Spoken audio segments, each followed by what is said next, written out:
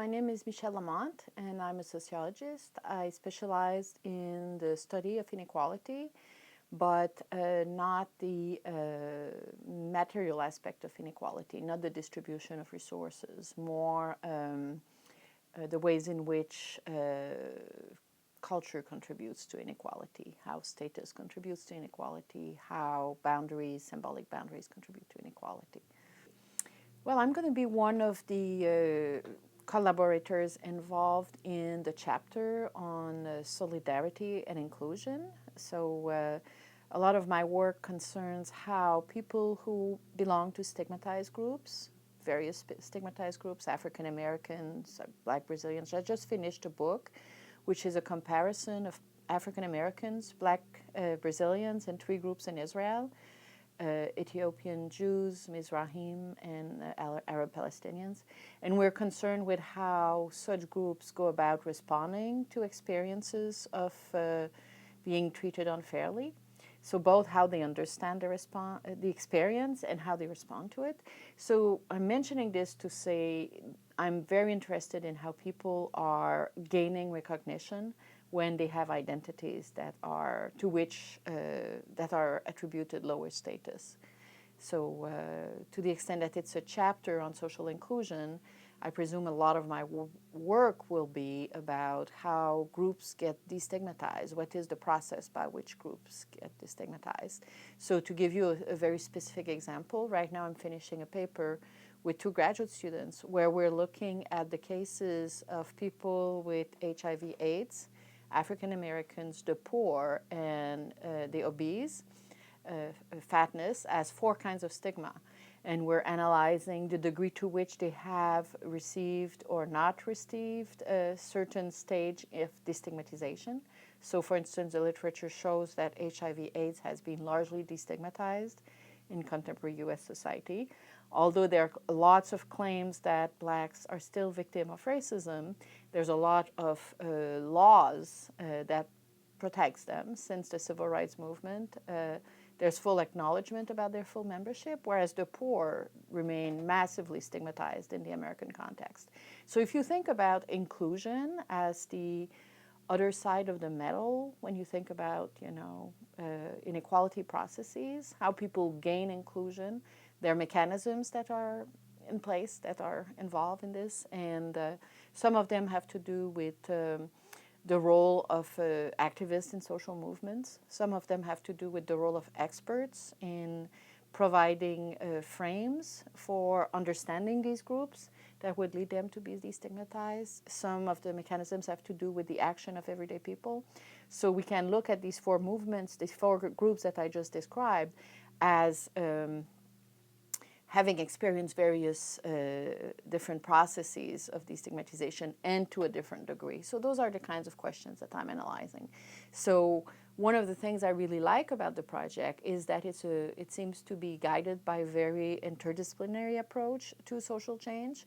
So instead of simply, economists looking at one dimension, let's say increased economic inequality, instead you bring in the tools of a very wide range of discipline, and you also create a dialogue between philosophers, people who do more normative things, and people whose work is primarily empirically based to try to cross-pollinate the different kinds of inquiries. So I think it's going to be really exciting. The most relevant work of mine, well, since 2002, I've been co-directing a very large and ambitious collaborative research project, which brings together actually several people who are involved in your project. And it's called Successful Societies. So what we've been trying to do is think systematically about the various dimensions that may define a successful society. So that could range, for instance, from low inter-ethnic conflicts to more redistributive, mechanisms for the poor, to better health outcomes for, ethno-racial minorities. So all the members of the group work on different dimensions of what might define successful societies. And we've produced 2 books. One of them is titled Successful Societies, How Culture and Institution Affect Health. And the second one is titled Social Resilience in the Neoliberal Era. And both books are, in fact, quite in sync with the work of Amatri Sen, who's the president of this project, to the extent that we're very much drawing on a capability approach. We define successful societies as societies that provide its members the tools they need, the resources they need to deal with the challenges that they encounter.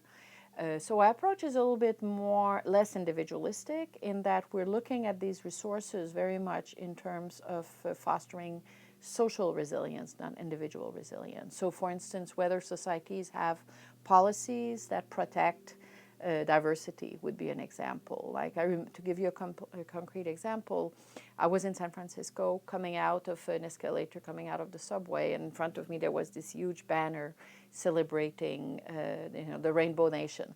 So with these kinds of public demonstrations of inclusion, it really affects how people understand what is normative in a society. In a society, for instance, that never acknowledges the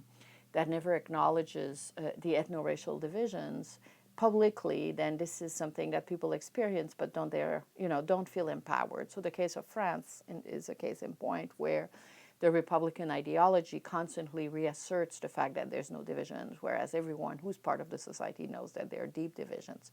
So pretending that they're not there certainly doesn't help. So, in Boston, you have huge racial and ethnic segregation in the school system, with a great overrepresentation of blacks and Latinos in the Boston school, and their underrepresentation in upper middle class suburbs like Brookline, where I live.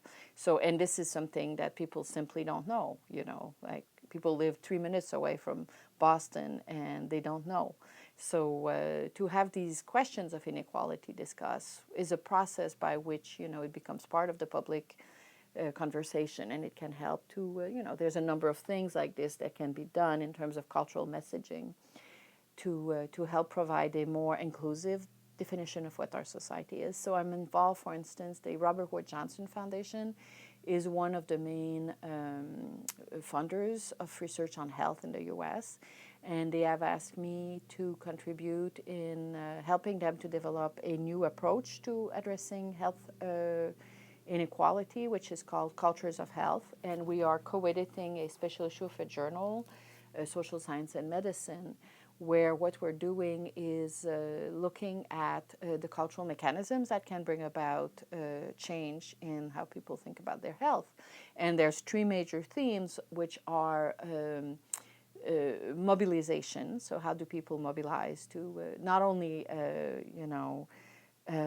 adopt better lifestyle? It's not a question of trying to get, all classes to behave the way that the upper middle class does. It's more about promoting this notion of mutuality, increasing social solidarity. We know that inequality and exclusion are huge drivers in racial disparities in health, for instance. So one of the key messages of this program is the notion that we're all in it together. And the foundation, instead of using a language of inequality, uses a language of equity, simply because Americans are much more it resonates for them much more than the language of inequality. So then, the issues are how do you mobilize and how do you message, the messaging process around issues of equity, around issues that we're all in it together. So it's really kind of a process of social engineering in which, as a cultural sociologist, a colleague and I have enrolled a number of other experts in our field who are working on social movements, on communication, how knowledge diffuses, all kinds of related questions that have not been historically part of the conversation in the field of epidemiology or in the field of health policy. So the goal is really to try to cross-pollinate these fields with knowledge that is being developed in other fields. So it's, for me, very much in line with the project, in that they're both aim at trying to produce social change while mobilizing knowledge and new forms of knowledge and reflection about recognition, for instance. So I noticed that Nancy Fraser is one of the lead people defining the project. Well, that a lot of my work is very complementary to hers, because she wrote this classical paper on the politics of recognition and distribution as two dimensions of inequality. Well, I'm really looking at, because I work on stigmatized group, the process of, recognition, which is complementary to, for instance, the book of Thomas Piketty, Capital, which got so much coverage. It's all about, distribution of resources, and many people have been very concerned with this in recent years because, patterns of unequal distribution of resources have just been magnified. But and policymakers are absolutely not aware of stigmatization as a reality, as a social process. They will denounce racism, for instance, but they don't know how to address it really through policies. So a lot of my interest is to try to look at inequality through these two lenses and try to understand how they feed each other, kind of. So which is why I'm so committed to interdisciplinary approaches to inequality, because I think economists certainly have tools, as do sociologists, to understand distribution of material resources, but they're absolutely not equipped when it comes to thinking about meaning making or about, collective identity. These are not the tools they have.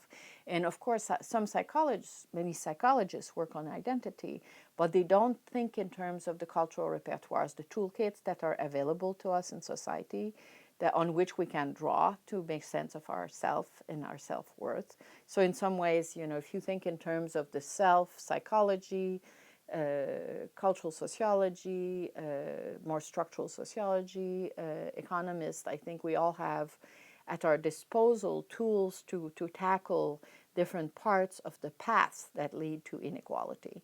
So and that's what we've tried to do for years in the Successful Society Project, to assemble people whose own analytical tools, whose own discipline allows them to understand parts of the path. So you really need to bring all of it together to understand how it works. And none of us have full mastery of all the tools that are needed. So this is one reason why this project appeals to me. It's very much in sync with how I think we should go about studying inequality and collective well-being moving forward. So the words that are used in this project is social process. Well, for me, it's essentially about collective well-being. What do we need to do to improve the well-being of people in a wide range of circumstances? Okay, so basically symbolic boundaries are the boundaries that we draw to define who we like and don't like, who is similar to us, different from us. So, for instance, moral boundaries. In the American upper middle class, people are very focused on merit and achievement. So we define our collective identity as American, but also as middle class people through our commitment to these values. And then we distinguish ourselves toward other groups based on these same criteria. So, for instance, we might draw a lot of moral boundaries toward the poor because they're perceived as lacking in self-reliance, lacking in ambition, etc. So, but we might really be committed individually to these values, and we think they're true values, but they are also empowered by the environment in which we live. So there are these cultural toolkits that surround us on which we draw in our everyday life to make meaning of what's happening to us. So those are examples of symbolic boundaries. So my two first books were analysis of the French and the American upper middle class. The first book was called Money, Morals, and Manners, the Culture of the French and the American Upper Middle Class. It was based on a comparison of professionals and managers in Indianapolis, New York, Paris, and Clermont-Ferrand, which was a kind of French Indianapolis. And the second book was The Dignity of Working Man, and it was a comparison of black and white workers in New York and white and North African immigrant workers in France. And in both cases, I looked at what kind of boundary work was performed by my interviewees when they talked about people who are similar and different from them, and the relative use of moral criteria versus economic success and other criteria in defining their worth, but also that of others. So these boundaries are happening all the time everywhere, and this has become a very central object of my field, cultural sociology. And they are understood as a necessary but not sufficient condition for the creation of social boundaries. And social boundaries are basically what we generally talked about when we talk about inequality. So, for instance, patterns of residential segregation, who marries whom, the kind of intermarriage, which is extremely correlated with class and race, who gets what resources, patterns of inequality. So these are patterns that can be documented through demographic tools or, economic analysis. They are objective patterns of distribution of resources in a population. But the argument that I've made in my work is that these are in part sustained by the cultural distinctions, the moral boundaries, the symbolic boundaries that I referred to. So it's why in my books I describe them as necessary but insufficient, because for those boundaries to coalesce, there are other, there are institutions, there's other level of mechanisms that have to be brought in. So I mentioned the salience of self-reliance as one of the criteria through which we understand the value of the poor. So one of the papers I wrote recently was on the transformation of moral boundaries in the French context. When I did the interviews for the Dignity of Working Man, one of the main differences between France and the US is that in France, the poor were taken in as part of us, as temporary victim of market mechanisms, not as, lazy people who don't deserve our support. So they were construed extremely differently from the way that the poor were framed in the US, which is basically they're worthless, we don't owe them anything. It's huge contrast. What we found, I have worked closely with a French sociologist, Nicolas Devaux, who studied the representations of the poor in France and its change over the last 10 years.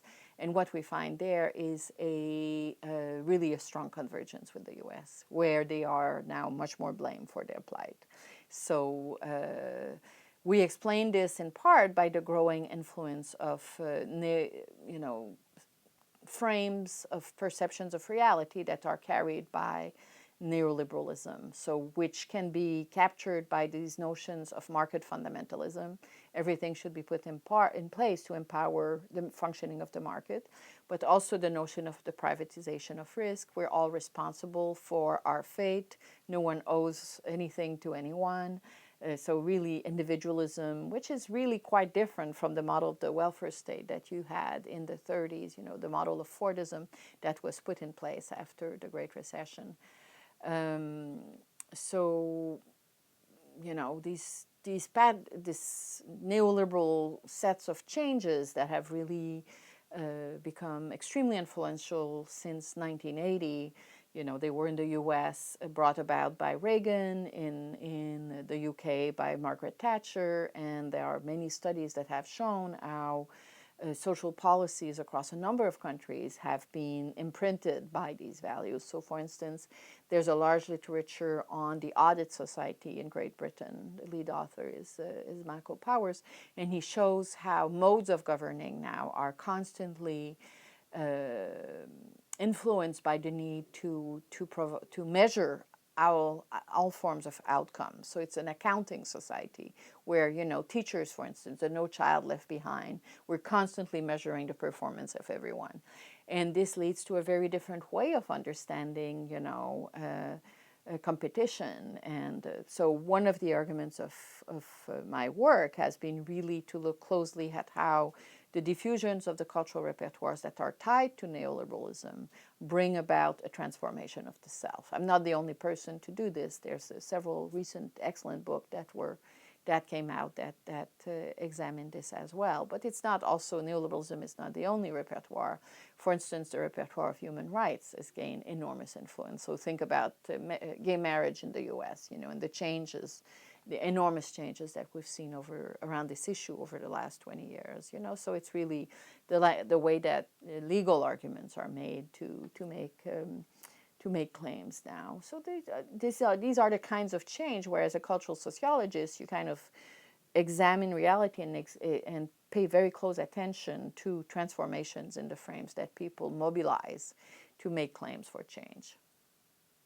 one of the most influential approach to collective identity in sociology is one which counterposes, on the one hand, self-definition. What does it mean for an African American to be an African American? And on the other hand, group categorization, how that group is defined by outsiders. So, the experiences that people have from being part of a group and the meaning they attribute to the group compared to, let's say, the stereotypes that exist out there about the group. There's often a very serious clash. What defines collective identity is those two things coming together. So you have these two dimensions of identity.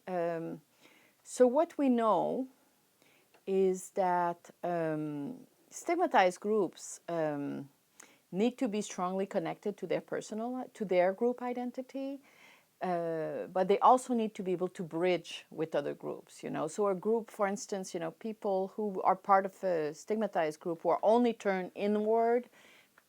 In general, these are not groups that are very resilient. They need to be able to cross, to be able to create bridges toward other groups. So when we think about resilience, we want to favor, the conditions that will allow for instance, African American kids to really develop Black pride.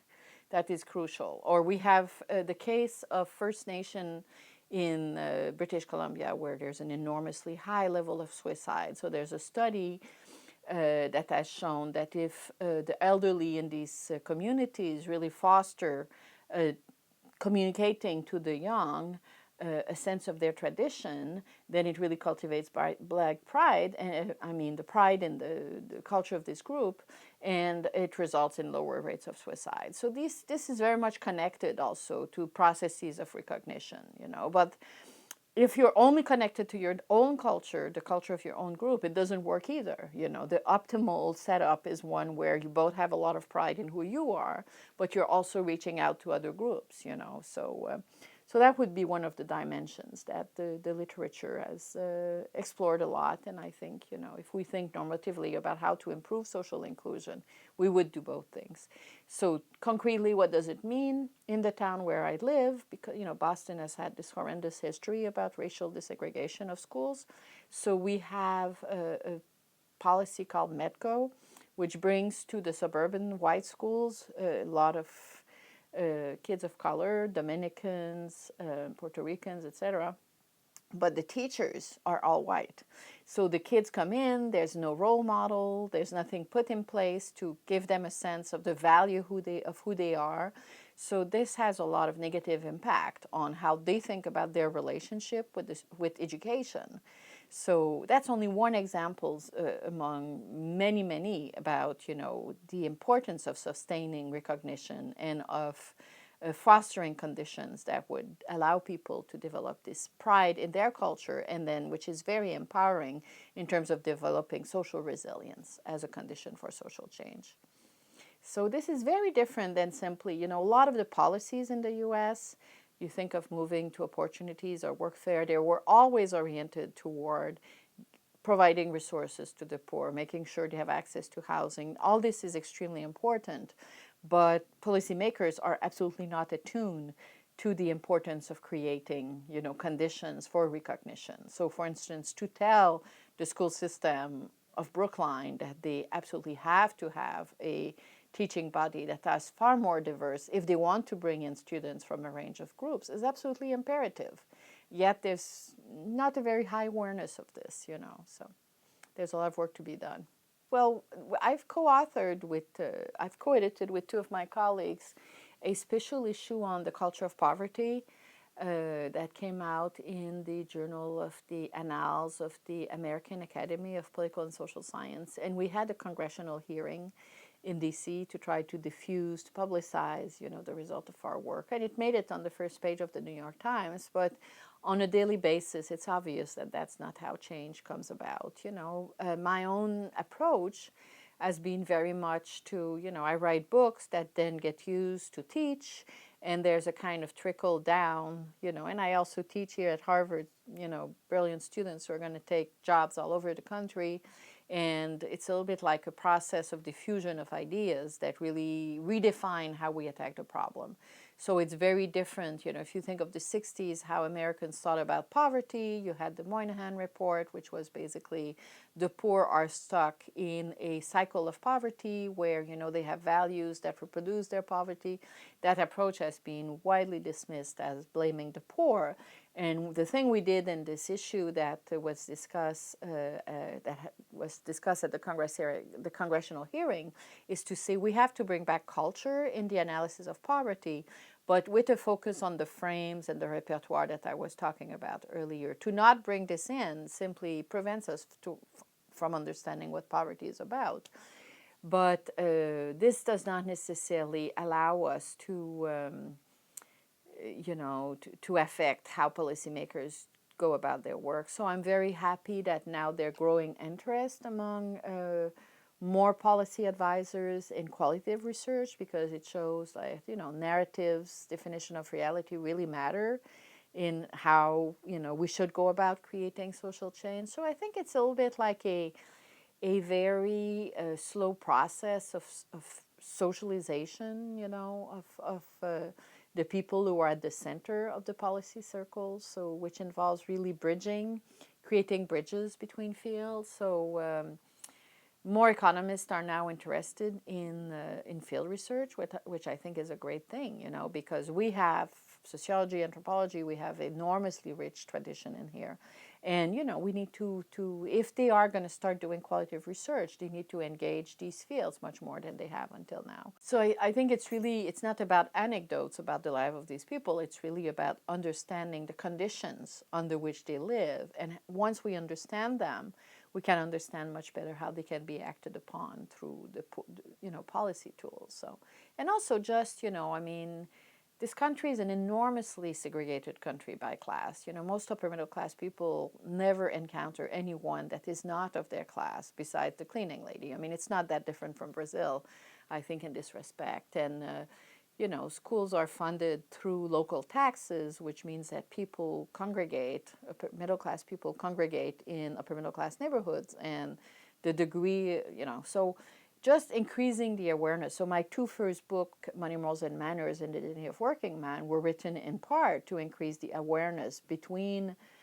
classes of, the worldviews that people have when they are located at different places in the social structure. So in that way, I feel like social science work is enormously important in diffusing understanding of reality that affect change, often indirectly. But, we're not, if you think of the enormous difference between the kind of social science being produced today and what was produced in the 1970s, where, Marxist frameworks were far more, the big books of the 70s were like Domhoff's book, about the power elite. They had a notion of power that was far more Marxist, and that it was all about the control of resources and material resources. And now people who study inequality are enormously attuned to the role of culture in the reproduction of inequality. So it's changed enormously, and I think it's really affecting because students, 20% of the American teens go to college. Well, they read books, and if they take courses in the social sciences, little by little, they come to understand reality quite differently. So it makes a very big difference, I think, what books get published and what books get to be used in college. And that's the business I'm in, Yes, yeah. I agree. I think we covered most of your question. Yeah. Okay. Do you want to say anything to close it out? Well, again, I think this project is just a really, really good idea, because it creates conversations between the disciplines, and it approaches the question of social progress from a very multidimensional perspective, which I think is absolutely essential, to think of improving society simply by maximizing material wealth has been demonstrated to be a failure, because if you look at the research on happiness or the research on health outcomes, they're not correlated with how much money you make, So we have to think about, ways of coexisting together in a much more complex way. And I think bringing together all these experts is an excellent way to, make progress in this direction.